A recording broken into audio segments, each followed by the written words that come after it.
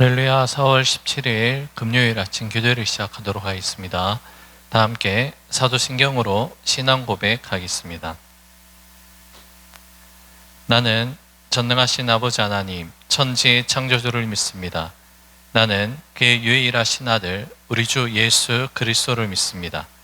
그는 성령으로 잉태되어 동정녀 마리아에게서 나시고 본디오 빌라도에게 고난을 받아 십자가에 못 박혀 죽으시고 장사된 지 사흘 만에 죽은 자 가운데서 다시 살아나셨으며 하늘에 오르시어 전능하신 아버지 하나님 우편에 앉아 계시다가 거기로부터 살아있는 자와 죽은 자를 심판하러 오십니다. 나는 성령을 믿으며 거룩한 공교회와 성도의 교제와 죄를 용서받는 것과 몸의 부활과 영생을 믿습니다. 아멘. 오늘 우리 주신 하나님 말씀 창세기 26장 12절에서 33절 말씀 가운데 25절 말씀을 함께 읽겠습니다. 창세기 26장 12절에서 25절 말씀입니다.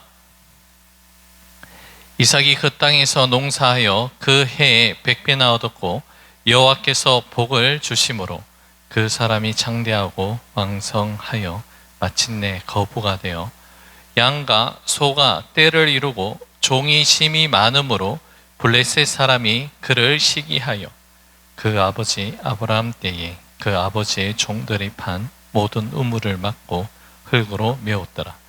아비멜렉이 이삭에게 이르되 내가 우리보다 크게 강성한즉 우리를 떠나라. 이삭이 그곳을 떠나 그랄 골짜기에 장막을 치고 거기 거류하며 그 아버지 아브라함 때에 팠던 우물들을 다시 팠으니 이는 아브라함이 죽은 후에 블레셋 사람이 그 우물들을 메웠습니다. 이삭이 그 우물들의 이름을 그의 아버지가 부르던 이름으로 불렀더라.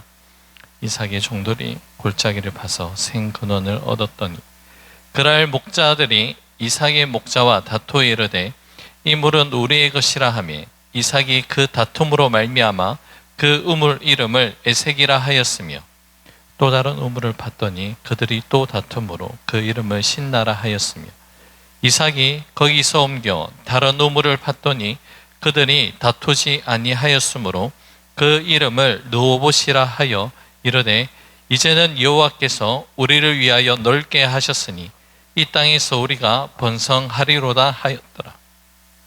이삭이 거기서부터 브엘세바로 올라갔더니 그 밤에 여호와께서 그에게 나타나 이르시되 나는 내 아버지 아브라함의 하나님이니 두려워하지 말라. 내 종 아브라함을 위하여 내가 너와 함께 있어 내게 복을 주어 내 자손이 번성하게 하리라 하신지라. 이삭이 그곳에 제단을 쌓고 여호와 이름을 부르며 거기 장막을 쳤더니 이삭의 종들이 거기서도 우물을 팠더라. 아멘. 어제 우리가 묵상한 말씀 가운데 하나님께서는 애굽으로 내려가려고 했던 이삭에게 이 땅에 거류하면 내가 너와 함께 있어 내게 복을 주고 이 모든 땅을 너와 내 자손에게 주리라고 그렇게 약속을 하셨습니다. 오늘 본문의 말씀은 이 약속이 이삭의 삶 가운데서 구체적인 물질의 풍요와 그리고 영적인 편안함 그리고 대적들과의 화평으로 어떻게 실현되었는지를 증거하는 내용이 기록되어 있습니다. 본문 12절과 13절의 말씀입니다. 이삭이 그 땅에서 농사하여 그 해에 100배나 얻었고 여호와께서 복을 주심으로 그 사람이 창대하고 왕성하여 마침내 거부가 되어 이삭은 기근이 든 그랄 땅에서 농사를 지어 그가 창대하고 왕성하여 마침내 거부가 되었다라고 본문은 말씀합니다. 이 놀라운 결실은 이삭이 탁월한 농사 기술이나 인간적인 노력이 아니라 12절 하반절의 말씀처럼 전적으로 하나님께서 복을 주심에 대한 그 결과였습니다. 하지만 하나님의 복은 때로는 세상의 시기를 동반하기도 합니다. 이러한 이삭의 번성함을 지켜보던 블레셋 사람들은 시기를 하며 아브라함 때 판 우물을 흙으로 메우는 그러한 만행을 저지르고 맙니다.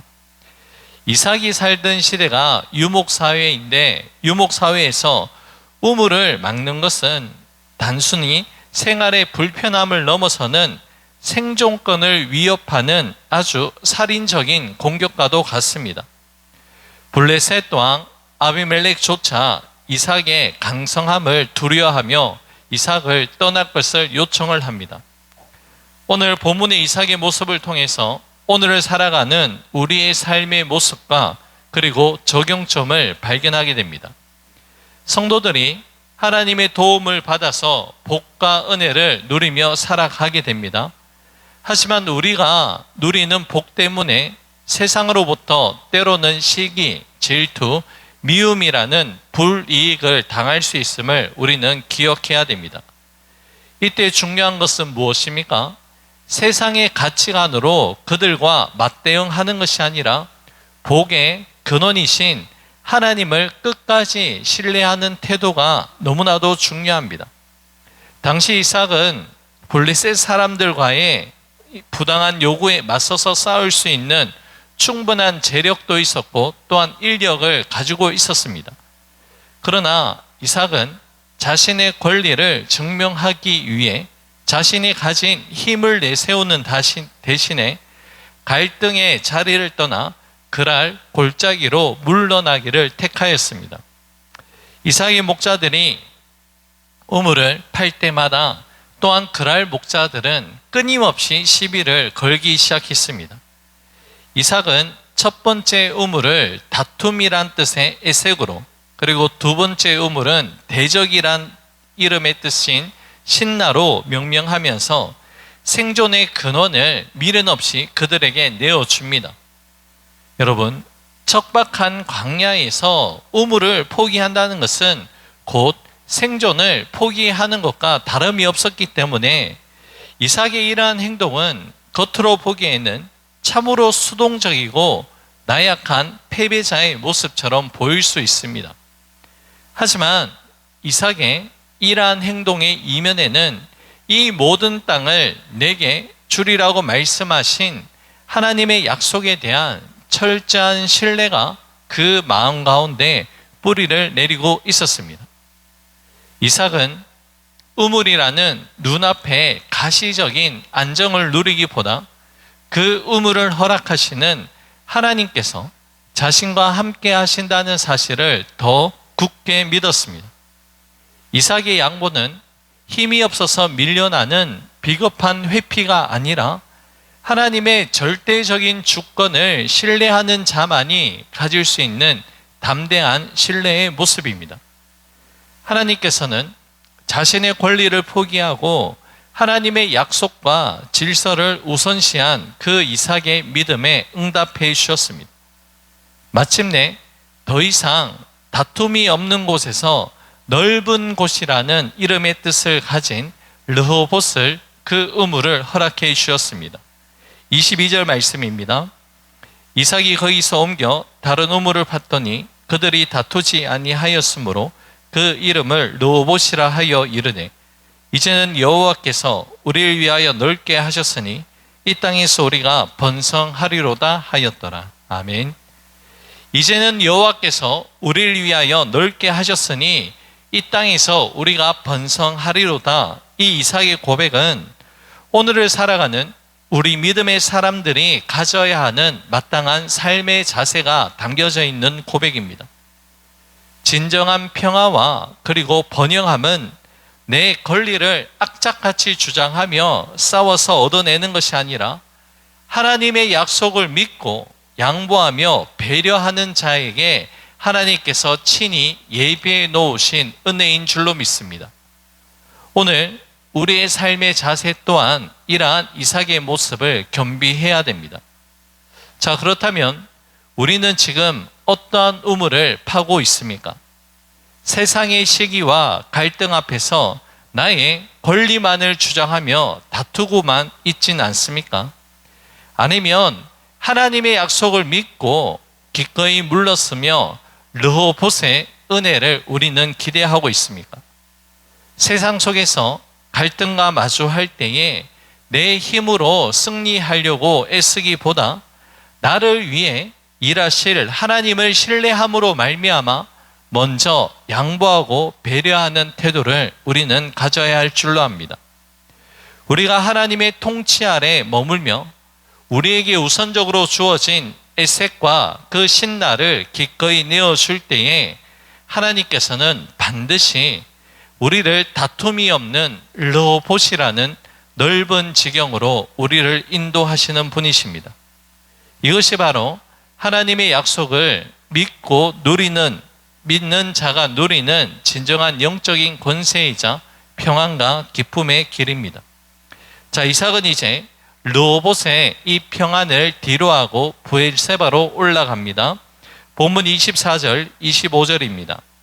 그 밤에 여호와께서 그에게 나타나 이르시되 나는 내 아버지 아브라함의 하나님이니 두려워하지 말라.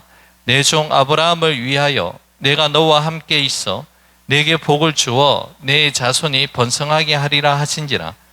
이삭이 그곳에 제단을 쌓고 여호와의 이름을 부르며 거기 장막을 쳤더니 이삭의 종들이 거기서도 우물을 팠더라. 아멘. 브엘세바는 이삭의 아버지 아브라함이 여호와의 이름을 부르며 하나님과 동행했던 예배의 장소입니다. 그 밤에 하나님이 이삭에게 나타나 나는 내 아버지 아브라함의 하나님이니 두려워하지 말라라고 말씀하시며 언약을 재확인시켜 주셨습니다. 이삭은 지금까지 누려온 물질적인 풍요와 우물들이 자신의 능력이 아닌 하나님께서 아브라함에게 하신 약속의 성취임을 다시 깨닫게 됩니다. 이삭은 즉시 제단을 쌓고 하나님의 이름을 부르며 예배를 드립니다. 그런데 여러분, 한 가지 우리가 눈여겨보아야 할 것은 그랄에서의 풍요 속에서는 보이지 않았던 이삭의 예배의 모습이 고난의 모든 시간을 거치고 난 뒤에 브엘세바에서 예배가 회복되었다는 것입니다. 이삭이 이렇게 하나님께 예배하는 모습은 진정한 복이 물질의 많음이 아니라 하나님과의 관계 회복과 하나님의 임재 안에 있다는 것을 바로 보여주는 모습입니다. 이삭이 하나님께 모든 시선을 고정하자 그의 주변 환경 또한 하나님의 통치 질서 가운데 하나하나 정리가 되기 시작합니다. 본문 26절에서 33절의 말씀 가운데 이삭을 대적하던 아비멜렉과 그의 군대 장관 비골이 이삭을 찾아와서 이제 화친을 맺자고 그렇게 제안을 하는데요. 그들은 다음과 같이 고백합니다. 28절, 29절 말씀입니다. 그들이 이르되 여호와께서 너와 함께 계심을 우리가 분명히 보았으므로 우리의 사이 곧 우리와 너 사이에 맹세하여 너와 계약을 맺으리라 말하였노라. 너는 우리를 해하지 말라. 이는 우리가 너를 범하지 아니하고 선한 일만 내게 행하여 내가 평안히 가게 하였음이니라. 이제 너는 여호와께 복을 받은 자니라. 아멘. 28절, 29절에서 나타난 블레셋 사람들의 고백은 하나님의 백성이 세상 속에서 어떠한 영향력을 미치고 살아가고 있는지를 확실하게 보여주는 그런 표현들입니다.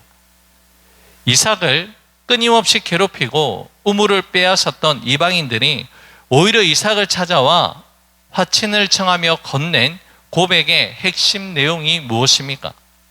바로 여호와께서 너와 함께 계심을 우리가 분명히 보았다, 그 말입니다.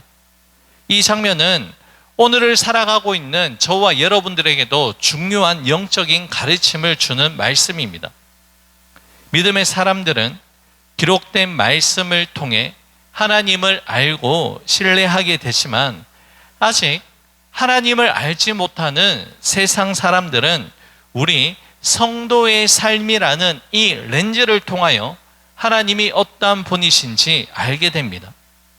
오늘 본문에서 이삭이 보여준 양보와 인내, 그리고 이후에 나타난 하나님의 복주심은 이방인들이 바라볼 때 단순한 유행이나 행운이 아니라 초월적인 존재, 하나님이란 존재가 개입하신 분명한 증거로 읽혔다는 것입니다. 세상은 우리 성도들의 유창한 말보다 설명보다 고난과 갈등 상황 속에서 성도들이 보여주는 그 태도를 통하여 더 큰 감동을 받고 성도의 모습을 통하여 하나님을 바라보게 됩니다. 자신의 권리를 마땅히 주장할 수 있음에도 불구하고 양보할 줄 아는 그 여유, 그리고 보이지 않는 하나님의 약속을 의지하며 묵묵히 제 길을 걸어가는 이삭의 뒷모습에서 세상은 두려움과 그리고 경외심을 동시에 느끼게 됩니다. 결국 우리 성도의 삶은 이러한 이삭의 삶의 모습을 따라가게 될 때에, 이 모습을 우리가 겸비하게 될 때에 우리의 삶을 통하여 하나님이 어떠한 분이신지 보여주는 가장 훌륭하고 힘있는 메시지가 될 줄로 믿습니다. 블레셋 사람들이 이삭을 향해 너는 이제 여호와께 복을 받은 자니라 이렇게 인정하는 것은 성도가 세상에서 하나님의 보호 아래 있는 존귀한 자라는 것을 또한 세상이 인정한다라는 그러한 뜻입니다. 여러분, 믿음의 사람들이 하나님의 질서를 따라 말씀에 순종하며 살아가게 될 때에 세상은 성도를 함부로 대하지 못하며 오히려 우리의 삶의 배후에 계신 하나님을 바라보게 되고 하나님의 주권을 동시에 인정하게 됩니다. 오늘 본문에서 이삭은 자신이 가진 힘으로 가시하거나 말로써 하나님을 설명하려 하지 않았습니다. 오직 말씀에 대한 믿음의 순종이라는 이 삶의 방식을 통해 하나님의 살아계심을 분명하게 증명해 냈습니다. 이 시대의 성도들 또한 이삭처럼 우리의 일상과 인격 그리고 선택의 순간들을 통해 세상이 하나님을 읽어낼 수 있도록 하는 그리스도의 편지가 되어야 합니다. 세상이 우리의 삶을 보고 참으로 하나님이 당신과 함께 하신다라고 고백하게 만드는 것, 그것이 바로 우리 성도들이 세상에서 승리하는 가장 영광스러운 방식일 줄로 믿습니다. 오늘 본문을 통해서 깨달을 수 있는 그 은혜가 무엇입니까? 먼저 이삭의 삶을 통해서 우리에게 어떠한 상황 속에서도 말씀을 따라 순종하는 그 삶이 가장 안전하고 복된 길이라는 것을 말씀합니다. 기근 속에서도 애굽으로 내려가지 아니하고 말씀 앞에 머무는 그 순종, 또한 억울한 상황 속에서도 화평을 위해서 한 걸음 양보할 수 있는 마음의 온유함, 그리고 모든 결과 앞에서 제단을 쌓은 그 감사가 하나님의 임재를 더욱 충만하게 누리는 삶임을 우리는 깨닫게 됩니다. 이삭이 걸어갔던 믿음의 순종과 화평의 삶이 오늘 우리 삶 가운데서도 동일하게 이루어져서 우리와 함께하는 자들로부터 하나님이 우리와 함께 하심을 분명하게 보았습니다라는 이 고백을 통하여서 하나님께 영광 올려드리는 그러한 삶이 될 수 있기를 우리 주님의 이름으로 간절히 축복합니다. 기도하겠습니다. 고맙고 감사하신 사랑의 주님, 이삭의 삶을 통해 우리가 걸어가야 할 참된 승리의 길이 무엇인지 말씀을 통해 깨닫게 하여 주시니 감사를 드립니다. 내 힘과 내 권리를 주장하고 싶은 그러한 유혹 속에서 살아가는 우리의 모습을 오늘 발견하게 됩니다. 나의 것으로 여기며 다투었던 에색과 신나의 마음을 주님 앞에서 내려놓게 하여 주옵소서. 당장에 눈앞에 우물을 잃는 것 같아 불안해할 때마다 이 땅을 내게 주리라고 말씀하신 하나님의 언약을 기억할 수 있는 우리가 되게 하시며 하나님께서 직접 넓혀 주실 노봇의 그 지경을 소망하며 승리하는 삶을 살아가게 하여 주옵소서. 억울한 상황 속에서도 묵묵히 주님을 신뢰하며 살아갔던 이삭의 모습처럼 오늘 우리가 내딛는 모든 발걸음들이 세상을 향한 하나님의 사랑을 전할 수 있는 그리스도의 편지가 될 수 있도록 역사하여 주시옵소서.